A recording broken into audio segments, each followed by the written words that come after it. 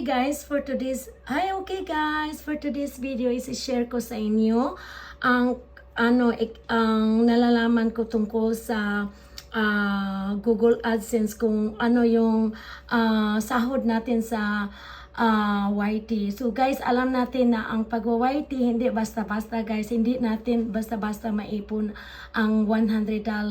Di ba meron silang specific amount na saka na nila ipadala ni YT kung nakaabot na ng $100 yung threshold mo.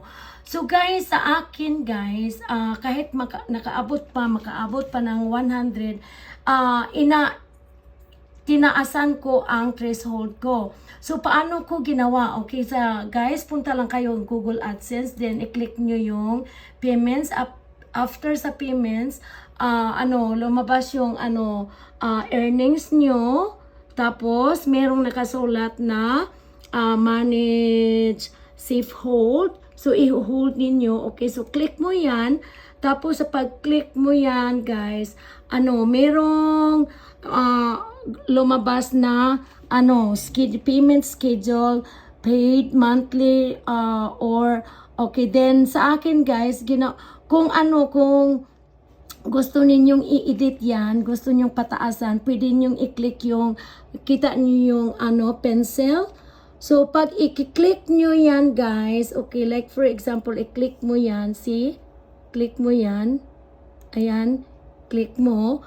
Tapos sa pag-click mo, ikaw na yung maglagay kung how much you want to receive. So meron silang maximum 1 year. Kailangan 1 year makuha mo na yung lahat. Ikaw yung mag-adjust how much you want to receive sa inyong salary, guys. Sa akin, ginawa kong 200 until May 1st. So alam ko na makaabot na kasi kahit nakaabot pa ng 100, ginawa ko yan na ako yung nag-a-adjust. At the same time, guys, alam na to pag YT, di ba? Hindi natin yung main source of income natin. May mga trabaho naman tayo. So, lang sa akin, para libangan lang natin, di ba? So, sa akin, lang. Kalimutan na natin na mayroon pala tayong sahod sa YT. Okay guys, pag may ask pa kayo ng ibang mga tanong, so nasagot ko na kasi may maraming nag-a-ask sa akin paano gawin. So pag gusto nyong mag-ask pa, mag-comments lang kayo below sa video na to. Okay guys, thank you for watching my video. I hope you learn about how to adjust your threshold. Okay, bye-bye.